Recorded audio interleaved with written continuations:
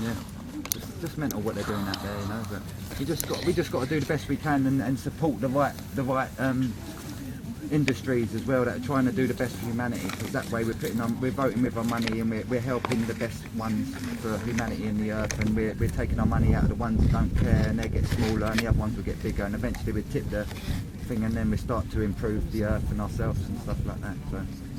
What do you feed a dog?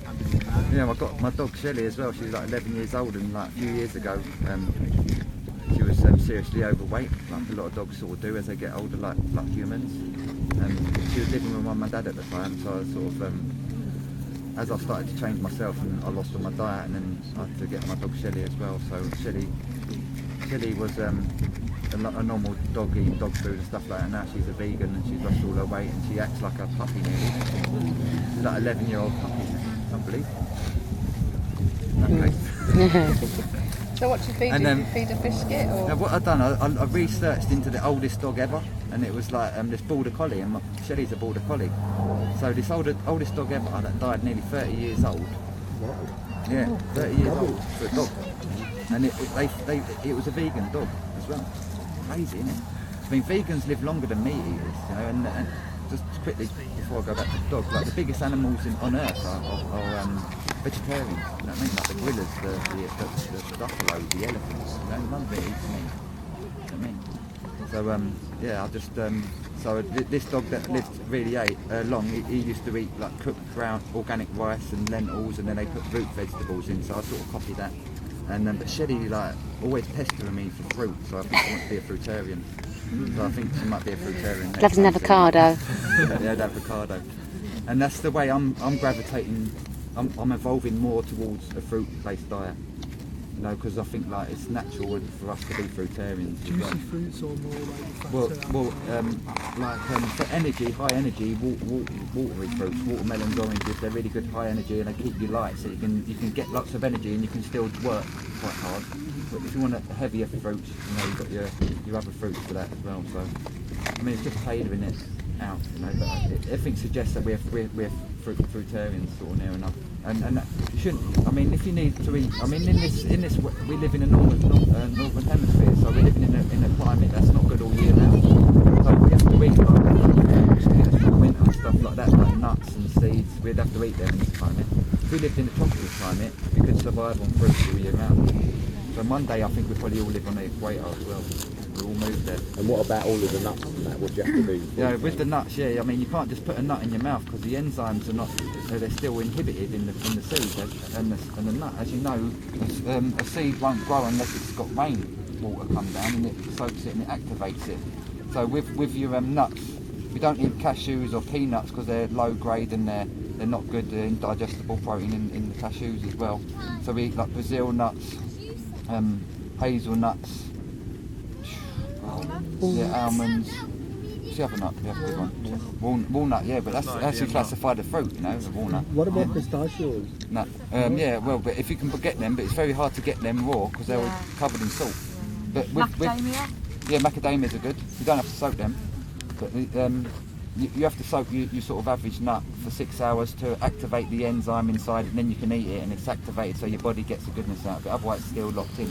The same with a seed as well. You have to soak them overnight, drain them off. Rather than just eating seeds like you would a nut, it's best to sprout them though. So after you drain them, just keep them in the pot and they start to sprout after a couple of days. The best sprouted seeds to have is like broccoli and sunflower.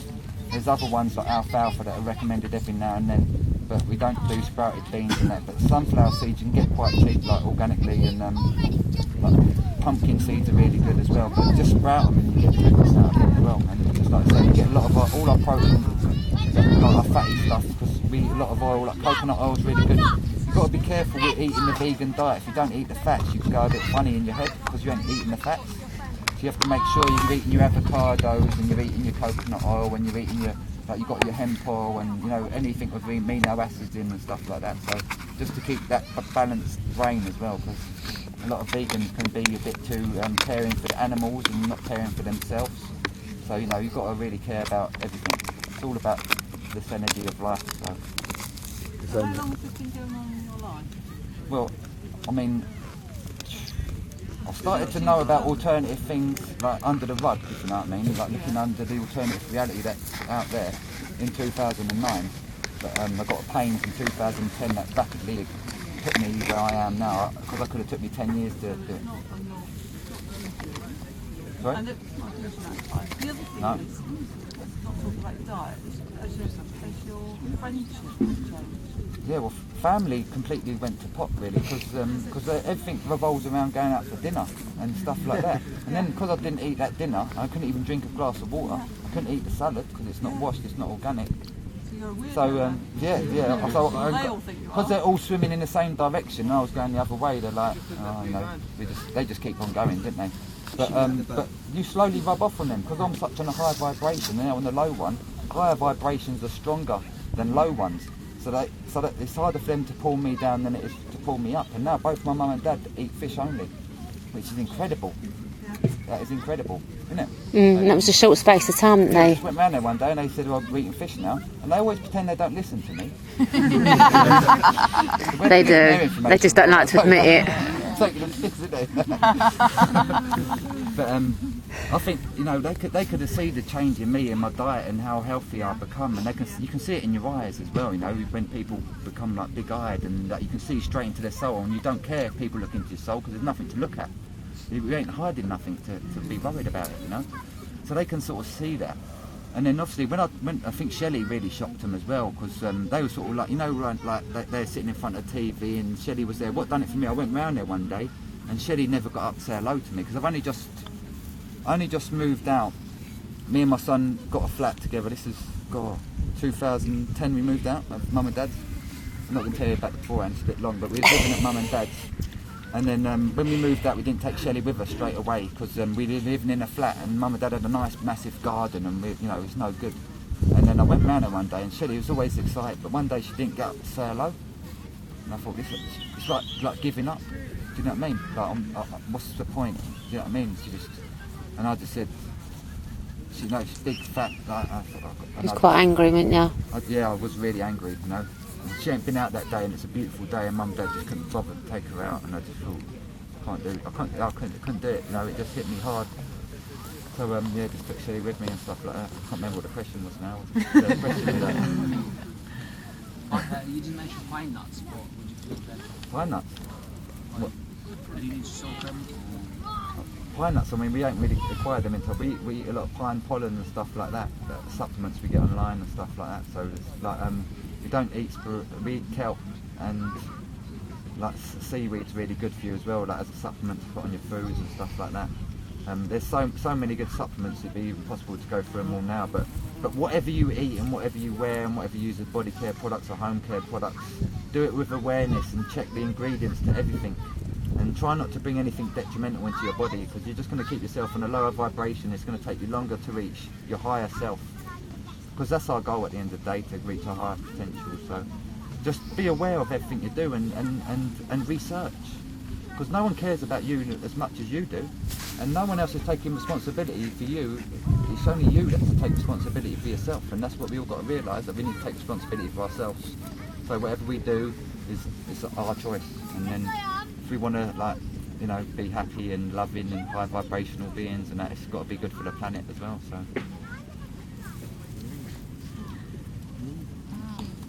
Right.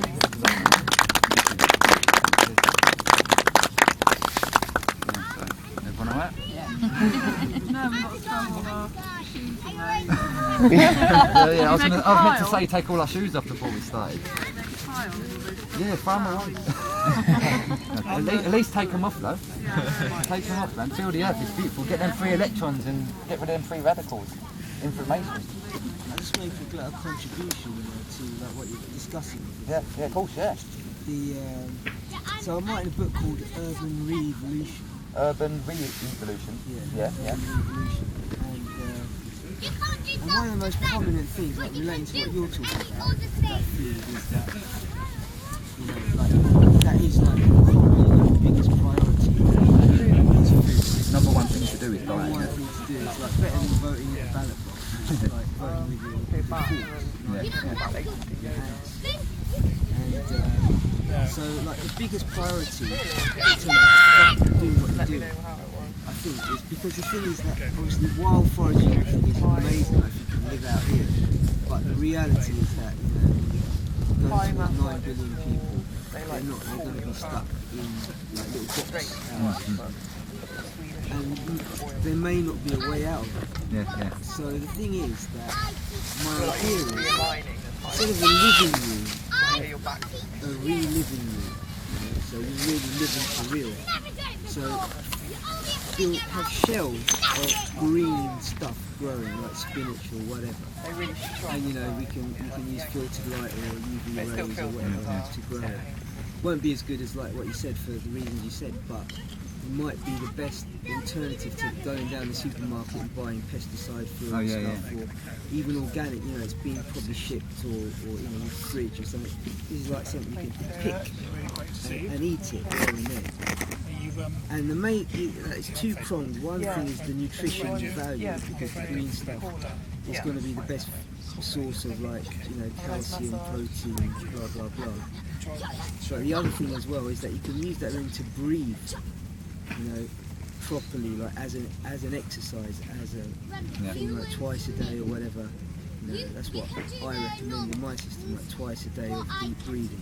Yeah. Because that's what you need more than anything. So if you live in London, that's going to be, you know, even the garden or the park isn't going to help you because you've got all the pollutants coming in. So if you've got this enclosed space which you can manage, you know, the levels of carbon dioxide and oxygen, you know, that could be a way forward. There is the shape has a lot to do with it as well. I mean, with living in boxes and straight lines, there's a build-up of stagnant energies in our houses. They're unnatural shapes. Again, they took us out of nature, because we should be living like, when they live in like these natives, they live in round buildings with dome roofs and all that, and there's no energy stagnation, and that produces like pathogenic problems, you know, to us, and that's how we get, like, they produce diseases. Our houses produce diseases. That's by living in a square room. Well, thousands of years ago in India, they wouldn't just build a house like a house like that. They build a house for the person. So they study your chart, study your, you know, everything, and the architect or the shastra person would, you know, well, that makes sense, doesn't it? Make a house facing the right way for you, for your. Because your diet's going to be tailored eventually, because everyone's going to eat slightly different to what they need, you know, so that makes sense in that way as well. Everyone needs a different living space probably as well, a meditational space. You know? Quite often it was more communal as well, so people were living, you know, together in, you know. You only had a sleeping place, wouldn't you? You only had somewhere to sleep and somewhere private, but you know, everything else would have been shared, wouldn't it, as well? And you know, that's where it really makes different. And in like a lot of cultures, like Indians, things like that, they still, like, the grandparents still live within family, and that really adds, you know, that brings another dimension. Community, especially the white, like European as well. I mean, with the Indians, I mean, they still look after their grandparents. I mean, I see it with all my Indian friends and stuff like that. And like, they seem to go in homes, our sort of grandparents and that, sort of don't really take care of the older generation as well as we should do. But then you speak to my nan and granddad, they used to take care of their nan and granddad. But, you know, sort of got lost somewhere. We're too busy, mate. It's terrible. We're so busy. We don't even know our family exists, I think. And we ain't even got time to see our friends properly either, have we? Which is a sad thing, really. Yeah. I mean, I found family actually, family and friends, they're all in the same boat. As soon as you stop going against the grain, it's just like family, the friends, you know. Like they didn't really want to care what I was doing. They was more concerned why I didn't drink beer no more. Why I didn't want to go out and drink beer. You know, I'm so far removed from beer. And that's what's most important to them, not like anything else.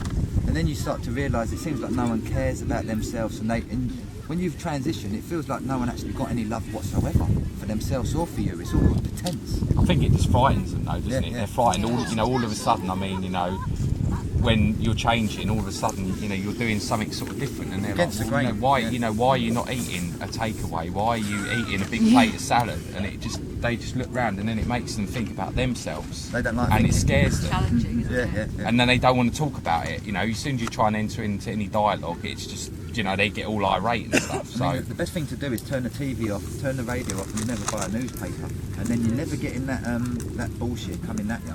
And you never know it exists unless you look it up on your computer. And you start developing, you become your own media. You start looking at what you want to look at, start acquiring what you want to acquire, and you start to move on. Because they're just bombarding us and keeping us down, you know. There's only 2% of what's going on in the world is on the news, only 2%. They're not showing you, I mean, they don't show you how much forest they're taking away or how much oil they're depleting, how much pollution there is in the ocean, and what they're doing, they're going in and taking out all these natives and indigenous people to have their land, and then they're putting them in concentration camps. The Tibetans, like the North American Indians, they're putting the Tibetans in concentration camps, basically. Mental. Sorry, mate. The Australian Aboriginals, what we did to them, that's just wicked. They stuffed them, you know. But they don't like spiritual people, because spiritual really people are not good consumers. They don't make good consumers. They just decided to let them not be come into the Western civilization because they found out that their brains are so different. They can't comprehend with us.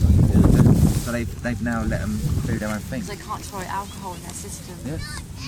So, I mean, a real not primitive, but a real isolated human species that have been in that place for like 70,000 years. And they're totally nomadic, and they just know they're going to be provided for and do their walk about.